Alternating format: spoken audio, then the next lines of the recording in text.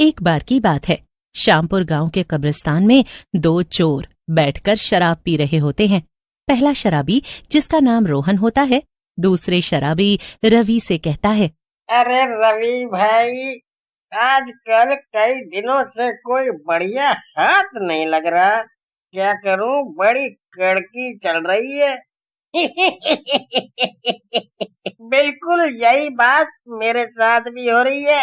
मेरे पास भी बिल्कुल पैसे नहीं है, लेकिन घबराने की बात नहीं है। कुछ दिनों में दशहरा आने वाला है। सब गांव वाले रामलीला में जाएंगे और हमें बेहतरीन मौका मिलेगा लोगों को लूटने का।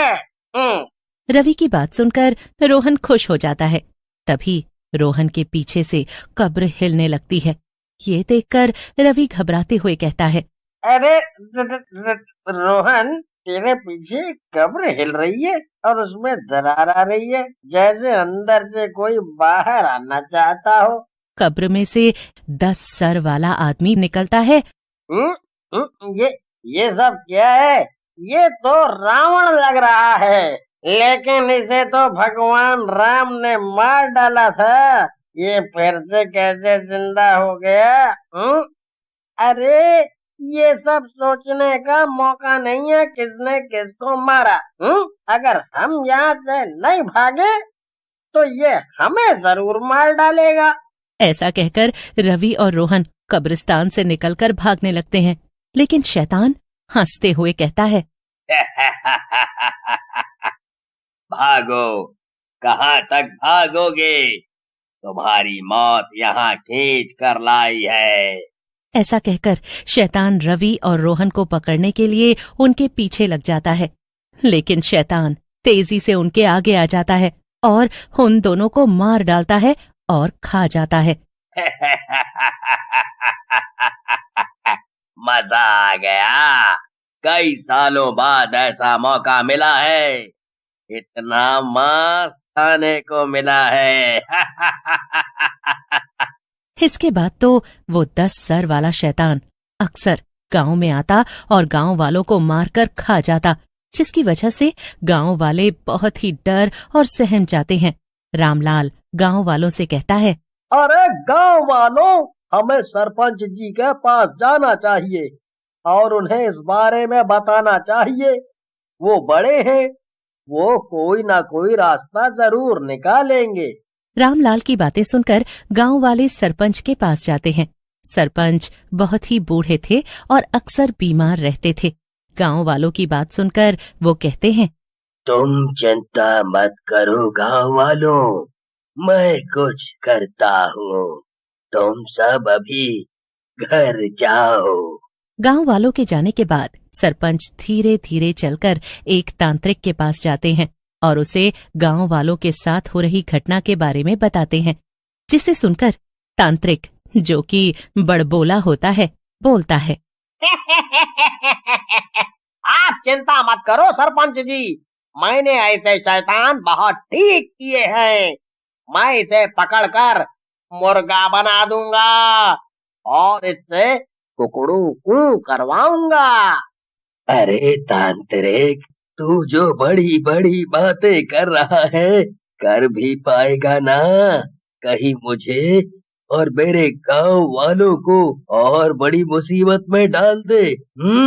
लेकिन फिर कोई और चारा ना देखकर सरपंच तांत्रिक के साथ गांव में आ जाते हैं और 10 सर वाले शैतान का इंतजार करने लगते हैं। काफी देर बाद भी जब शैतान नहीं आता तो तांत्रिक बोलता है, गांव वालों और सरपंच जी, लगता है वो मुझसे डरकर भाग गया है। अब आप लोगों को चिंता करने की जरूरत नहीं है, वो अब नहीं आएगा। तांत्रिक की बात खत्म होते ही 10 सर वाला शैतान वहां आ जाता है। शैतान को आता देखकर सारे गांव वाले वहां से भाग जाते हैं। क्यों रे तांत्रिक, तू तो कह रहा था कि मैं तेरे से डर गया। चल मुझे डरा, मुझे देखना है तू कैसे डराता है। शैतान जी, मुझे तो इस बूढ़े सरपंच ने बहकाया है। इसी ने मुझसे ये सब करवाया है। मैं तो आपकी सारी शक्तियां जानता हूँ। सारी बातों की जड़ ये सरपंच है। अबे डरपोक तांत्रिक, ये सब क्या कहे जा रहा है? मैंने ये सब कब बोला? जो कुछ भी किया वो तूने किया है। तू ही गांव वालों के आगे शेखियां मार रहा था। अब शैतान जी आ गए हैं। अब निपट। शैतान जी, मुझे छोड़ दो, इस बूढ़े को खा जाओ। देखो, हम दोनों तो एक ही डिपार्टमेंट में हैं। जैसे चोर पुलिस होती है, वैसे ही तांत्रिक और शैतान भाई भाई।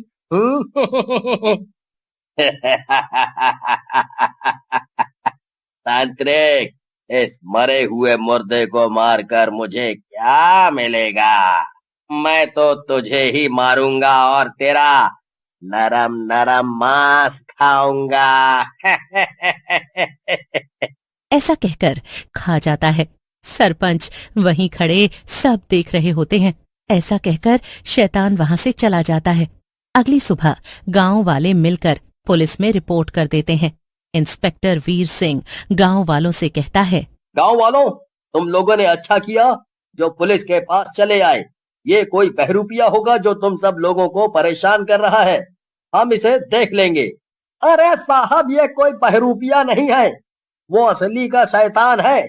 उसने कहा है कि सब गांव वालों को मार डालेगा। आप कुछ करिए।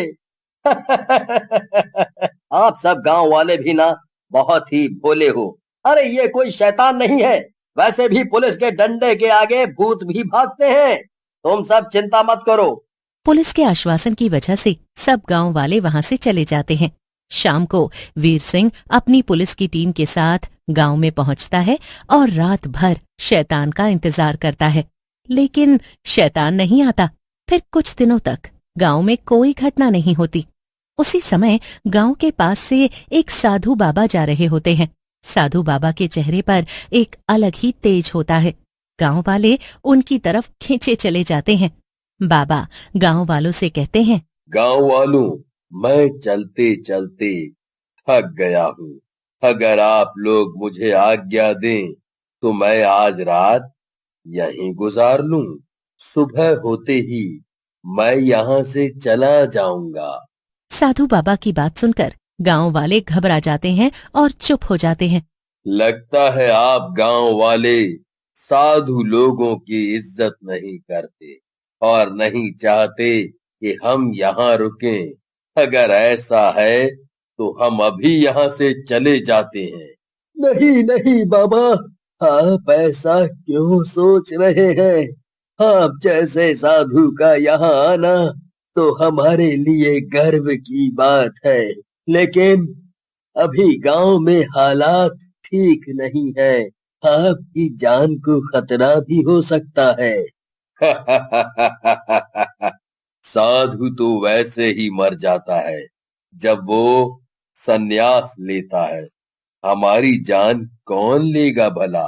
फिर सरपंच बाबा को शैतान के बारे में पूरी बात बताते हैं, जिसे सुनकर बाबा मुस्कुराते हुए कहते हैं। फिर बाबा गांव में ही रुक जाते हैं। रात होते ही शैतान गांव के अंदर आ जाता है। गांव के अंदर बाबा को देखकर बोलता है, लगता है गांव वालों ने तुझे बलि का बकरा बनाया है। ऐसा कहकर शैतान बाबा की ओर बढ़ता है, लेकिन जैसे ही वो बाबा को छूता है, उस शैतान का शरीर जलने लगता है। मैं एक संत हूँ जो प्रभु राम के अधीन है।